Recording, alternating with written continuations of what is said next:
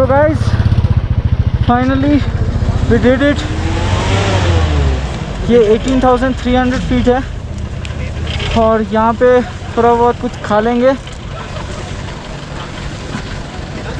यहाँ पे ज़्यादा देर तक नहीं रुक सकते क्योंकि यहाँ पे ऑक्सीजन का बहुत कमी है। So let me show you the view. This is Khardungla top. उस चोटी तक जाएंगे, पहले यहाँ पे थोड़ा रेस्ट ले लेते हैं। अभी लद्दाख का सीज़न है तो इसीलिए काफ़ी भीड़ है।